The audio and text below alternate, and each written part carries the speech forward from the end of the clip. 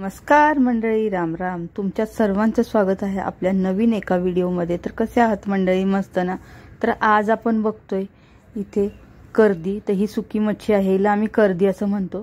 प्रत्येक ठिकाणी थोडीफार नावं चेंज होतात. आता मी तव्यामध्ये बनवते ही भाजी. भाकरी बनवून घेतल्या होत्या, आता म्हटलं चला तव्यामध्ये बनवून घ्यावी म्हणून हा व्हिडिओ. तर चला सुरुवात करूया. सगळ्यात आधी तर ही स्वच्छ करून घ्यायची, म्हणजे हिचे साफ करून घ्यायची थोडक्यात, आणि ही भाजून घ्यायची. आता तवा गरम आहे त्याच्यामध्ये ही भाजून घेते मी.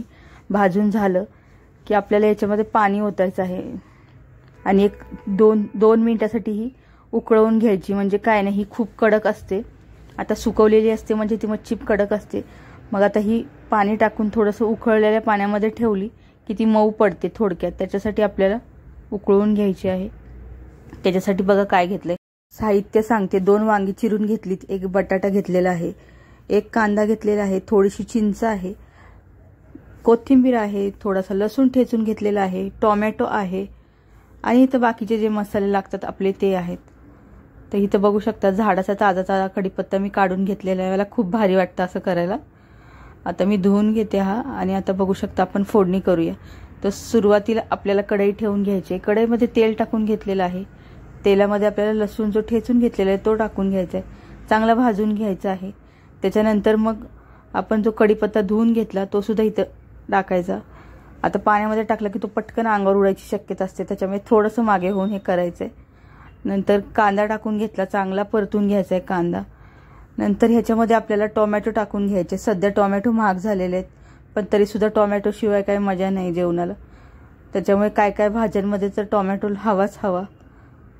तर तसंच आता इथं पण आपल्याला टोमॅटोचा वापर करायचा आहे. त्याच्या अगोदर आपल्याला कांदा चांगला भाजून घ्यायचा आहे, म्हणजे भाजी आपली व्यवस्थित होईल. आता बघू शकता इथे मी टोमॅटो वापरलेला आहे, तो सुद्धा चांगला भाजून घ्यायचा, चांगला परतून घ्यायचा आहे.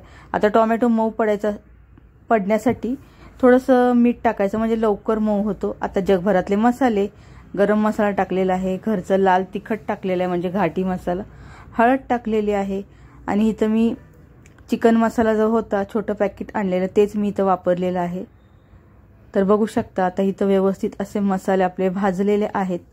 आता याच्यामध्ये आपण जी सुकी मच्छी जी भिजवलेली होती ती इथं टाकायची. आता ती बऱ्यापैकी मऊ झालेली आहे, गरम पाण्यामध्ये शिजवून घेतलेली आहे आपण, त्याच्यामुळे एकदम मऊ झालेली आहे. आणि मग ही पटकन भाजी तयार होते.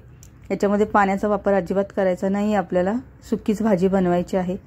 आता ही मच्छी टाकून घेतली, पुन्हा एकदा परतून घ्यायचं आहे. आणि आता आपल्याला बटाटा आणि वांगी जी घेतलेली आहे ते सुद्धा याच्यातच ॲड करायचं आहे.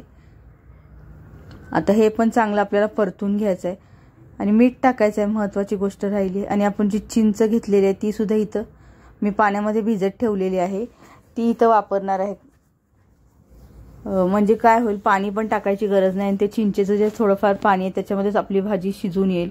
कारण याच्यावरती आपण झाकण ठेवतो ना, झाकणाचं थेंब पाणी पडत राहतं वाफेचं, आणि भाजी शिजण्यास मदत होते. त्याच्यामुळे काचेची लीड असणं आवश्यक आहे असं मला वाटतं.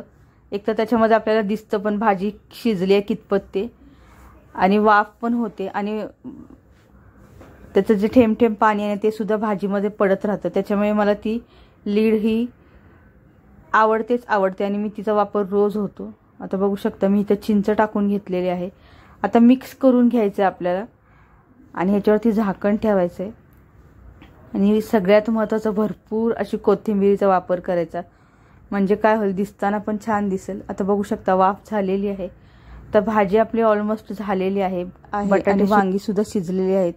तर कशी वाटली तुम्हाला ही माझी रेसिपी? आवडली का? रेसिपी जर आवडली असेल तर व्हिडिओला लाईक करा. चॅनलवर जर का नवीन असाल तर चॅनलला सबस्क्राईब करा. धन्यवाद.